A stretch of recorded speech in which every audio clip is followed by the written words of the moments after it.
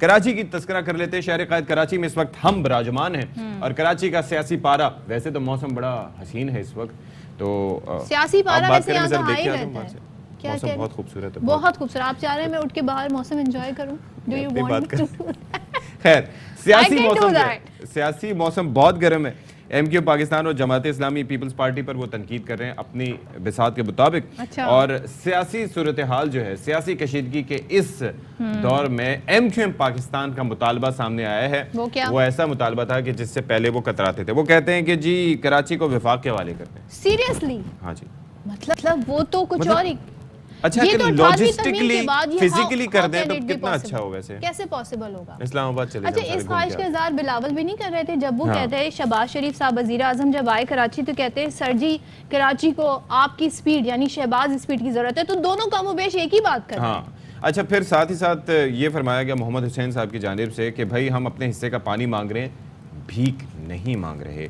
अगर peoples party मसाइल हल नहीं कर सकती तो हक़ हुक्मरानी भी नहीं रखती। पानी भी खरीद के पीते हैं यहाँ लोग, भीख थोड़ी हो गई। अच्छा जी, तो कराची के जो पोजीशन बन रही है बल्दियाती नताइज के हवाले से, पार्टी पोजीशन, इलेक्शन कमीशन ने अब उसका बाकायदा नोटिफिकेशन जारी कर दिया है और कराची की 246 यूनियन कमेटियों में से 104 पर कामयाबी के बाद पीपल्स पार्टी पहले नंबर पर है। 104। जमात इस्लामी 87 यूसीस के साथ दूसरे, तहरीक इंसाफ 42 यूसीस के साथ जीत कर तीसरे, नून लीग 8 यूसीस पर कामयाबी के बाद चौथे नंबर पर है। जेयूआई की 3 और टीएलपी का एक उम्मीदवार कामयाब हुआ है इस नोटिफिकेशन के मुताबिक। जो अच्छा जी, हाफिज नईम साहब ये कह रहे हैं कि मेयर कराची के लिए हमारे पास 193 अरकान है, पीपी के पास बमुश्किल 166, फिर भी बिलावल कह रहे हैं कि मेयर जियाला होगा। बताया जाए कि कैसे होगा। तो जी इसी सूरत हाल पर बात करेंगे। पीपल्स पार्टी के सीनियर रहनुमा हमारे साथ मौजूद हैं, सईद गनी साहब। सईद गनी साहब, आपसे हम बिलखुसूस 2 इश्यूज़ पर बात करना चाहेंगे। एक तो एमक्यूएम ये चाहती है जी अब वफाक के हवाले कर दें कराची को क्योंकि मसले आपसे हल नहीं हो सकते, और दूसरा बल्दियाती के हवाले से। तो ज़रा पहले आप इस पर कॉमेंट कर दें जो एमक्यूएम मुतालबा कर रही है। और याद है हमें कि बिलावल साहब ने भी जिक्र कर ही दिया था शहबाज शरीफ साहब से कि कराची को शहबाज स्पीड की ज़रूरत है। तो क्या ये क्या सोच पनप रही है सियासी जमात? देखिए, पहली बात तो ये है कि एमक्यूएम के हमारे दोस्त जिस तकरीब का हवाला देकर ये बात कर रहे हैं, उस तकरीब में इनके वफाकी वज़रा जो हैं वो स्टेज पे मौजूद थे और इनके तकरीबन तमाम जो एमपीएस हैं वो नीचे पंडाल में हमारे साथ मौजूद थे। ओके।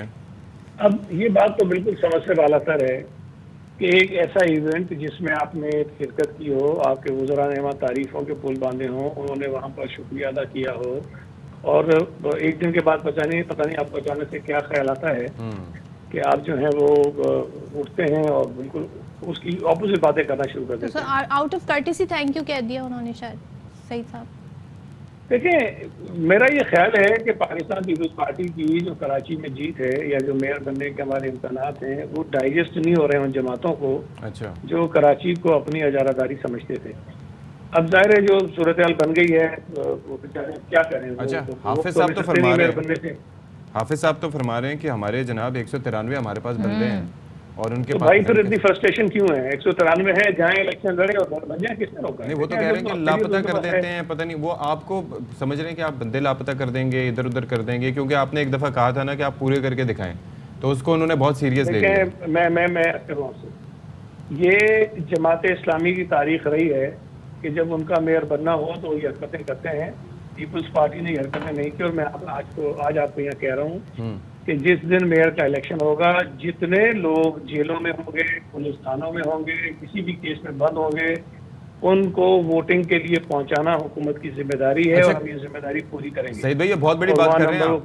किसी भी केस में बंद होंगे उनको पहुंचाना आपकी जिम्मेदारी है, सोच लें। देखिए, अगर कोई पुलिस कस्टडी में होगा मेंबर और इलेक्शन हो रहा हो तो ये हुकूमत की जिम्मेदारी होती है कि उनको वोटिंग के लिए वो। और अगर पुलिस से छुपा होगा फिर? अब पुलिस से छुपा होगा तो मुझसे भी तो छुपा होगा ना, मैं कहाँ लेकर उसको लेकर आना तो जमात की जिम्मेदारी है। आप आ जाएं, आपको गिरफ्तार नहीं किया जाएगा, फिर जाने की जिम्मेदारी नहीं है उसके बाद। ये उसको लाना कहते हैं जमात की जिम्मेदारी। इसमें फर्क है।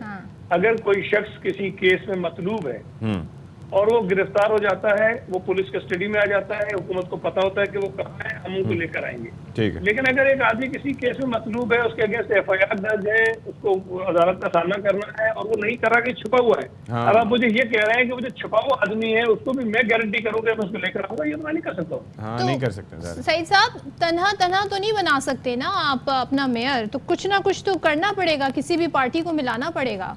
अब पोजीशंस तो हमारे देखिए, सामने। मैं एक तो मैं आपसे अर्ज करूं, हाफिज साहब बेचारे इतने फ्रस्ट्रेटेड हैं कि उनकी मैथमेटिक्स भी जो है वो खराब हो गई है। अच्छा। अब वो मुझे नहीं पता हमारे 166 नंबर कहाँ से बताते हैं, किस तरह से लेकर आते हैं।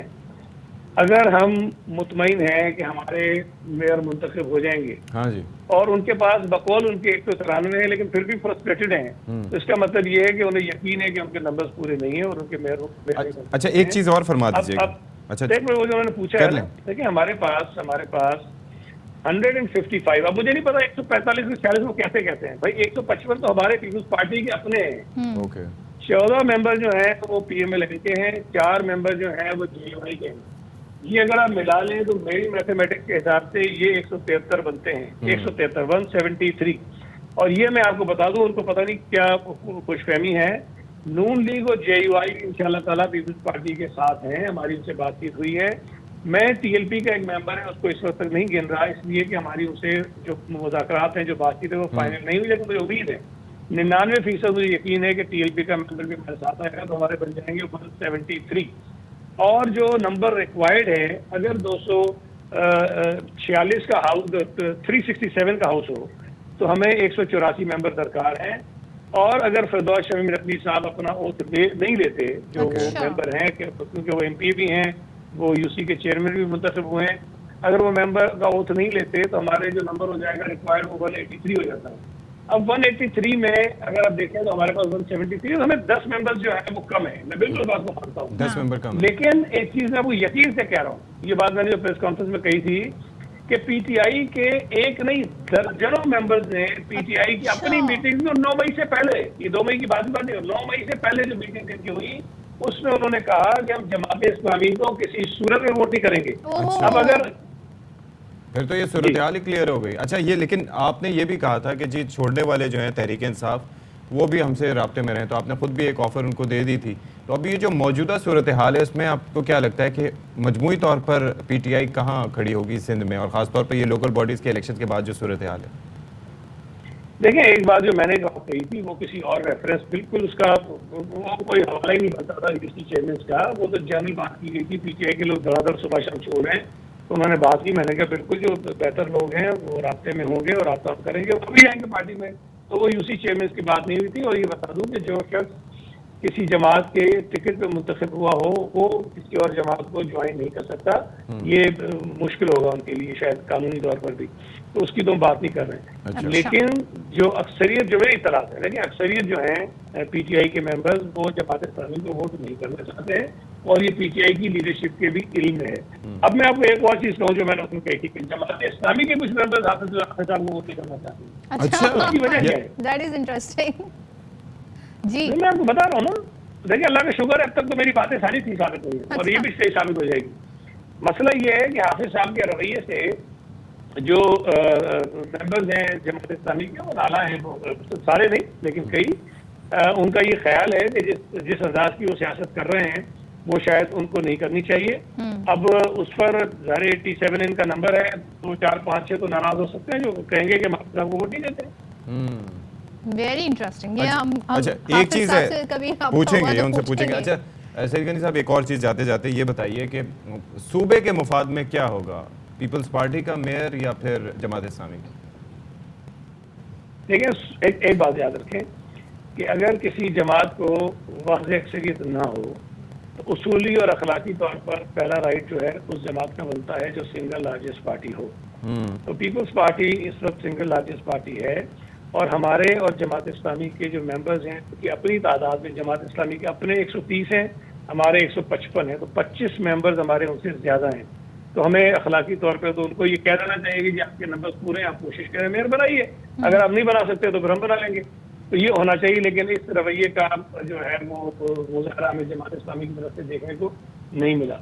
दूसरी बात यह कि सूबे या शहर के मफाद की अगर आप बात करते हैं तो पीपल्स पार्टी का मेयर इसलिए सूबे के या शहर के खासतौर पर कराची शहर के मफाद में है कि चूंकि पीपल्स पार्टी सूबाई हुकूमत में है और इंशाल्लाह ताला पीपल्स पार्टी जो अगली वफाकी हुकूमत बनेगी उसमें भी शामिल होगी। अच्छा। और या तो हमारी हुकूमत होगी, हम उसका हिस्सा होंगे।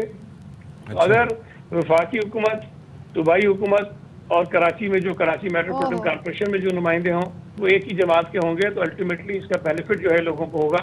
ये जो हमेशा कराची बिल्कुल ही अलग डगर पे चलता था वो इस इलेक्शन के नतीजे में चेंज हो रही है। और फंड्स का फ्लो भी स्विफ्ट होगा। बिल्कुल ऐसे ही। Thank you so much Saeed Ghani साहब। और सईद गनी साहब ने तो ना सिर्फ वफाक तक चले गए, उन्होंने कहा वहाँ भी हमारी हुकूमत होगी, कराची सिंध में तो है ही, और कराची की जो बल्दियाती है नुमाइंदगी वो भी। लेकिन वेरी इंटरेस्टिंग जी, TLP साथ हो, फिर वो अपने नंबर्स बता रहे हैं, PMLN साथ हो, और वो ये दावा भी कर रहे हैं कि जमात इस्लामी के कुछ लोग भी बड़े नाला हैं हाफिज नईमुर रहमान साहब के इस तर्ज अमल से।